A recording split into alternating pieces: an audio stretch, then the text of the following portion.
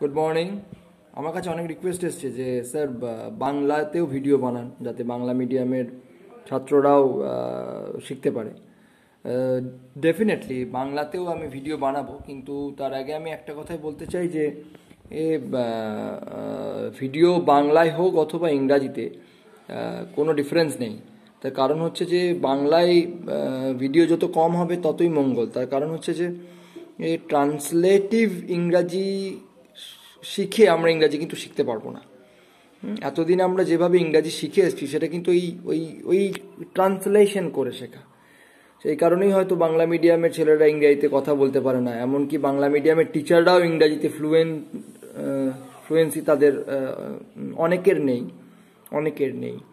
হ্যাঁ, তো এটা একটা বড় সমস্যা যে ইংরাজি টিচার ইংরাজিতে কথা বলে না, সে সমস্ত কিছু বাংলাতে পড়ায় এবং অনুবাদ শিক্ষাতেই বেশি জোর। কাজেই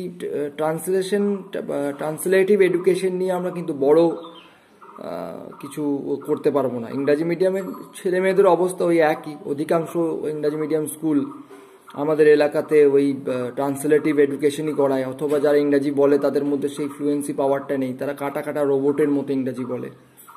So it's very important that you should speak fluent, and your education should be based on English to English, not from your native language to English. কারণ মাতৃভাষা থেকে ইংরাজি ট্রান্সলেট করে আমরা কিন্তু ইংরাজি শিখতে পারবো না। সো ওকে, আজকে এ পর্যন্তই। দেখতে থাকুন, আমি কালকে আবার নতুন ভিডিও নিয়ে আসবো, but it should be English to English.